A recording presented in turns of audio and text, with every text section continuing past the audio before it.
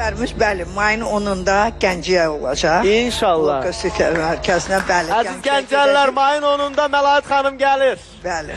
Nərgiz klinikası gəlir, komandası gəlir. Və bugün sağ bir balamız var, biz onu dəvət eləmişik. Elçin müəllim bayaqdan o uşağı mənə qucağında 500 dəfə göstəribdi.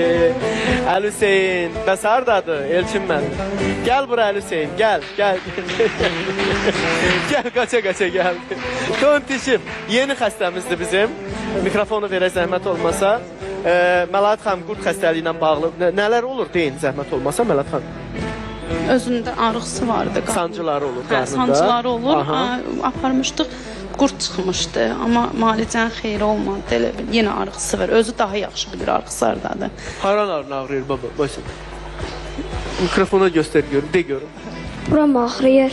Senin basına dönüm ha. Basına dönüm, möhkəm ağrıyır.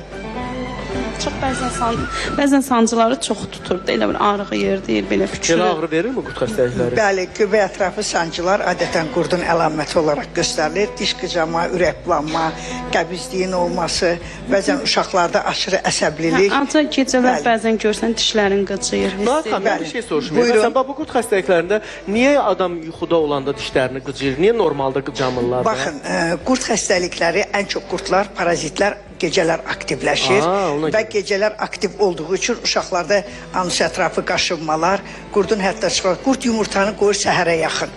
Ona görə bəzi uşaqlarda səhərə yaxın ya axşam saatlarında diş qıcama, nevroloji problemlərin olması, mədə bağırsaq sancılarının olması, bəzən hətta görürsünüz belə uşaqlarda indi kiçik uşaqdır, səpkilərin olması, dəri problemlərinin yaranması məhz qurd xəstəliklərindən ola bilər. Övrələrin gecə məsələn tutma şəkilli qaşınmaların olması, həmçinin də övrələrdə adətən gündüz saatlarında da qarın ətrafında iri köpəşməli belə səpkilərin olması müşahidə oluna bilər. Ümumiyyətlə parazitar xəstəliklər bir çox xəstəliklərin yaranmasına səbəb olur ki, bunlardan da ən çox başlıca el arasında ən çox tanınanı lambliyadır, askaritdir, toksikardır, angiostomadır.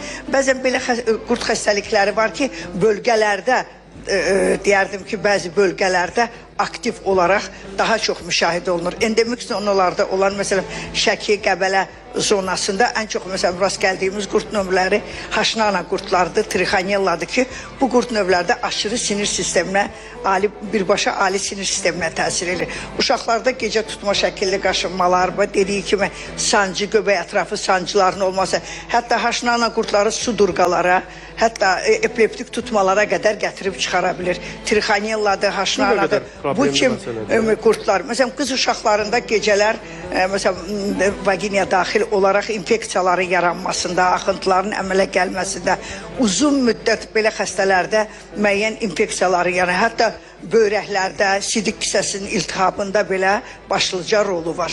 Vay, gör haralara qədər. Bəli, əgər axtarsaq, bilirsiniz ki, Tibb Universitetinə təqdim elədiyim kitab 450 səhifəlik kitabdır, tibbi parazitologiya. Burada nəinki parazitar qurd xəstəliklərinin, hətta dəridə olan, bəzi infeksiyal, məsələn, gənələr, hamısı orada tam olaraq, toplu olaraq, tam orada hamısı əhatə olunur. Təşəkkür edirəm sizə və bizim Əli Hüseyni də sizə təhvil veririk. Keçin zəhmət olmasa.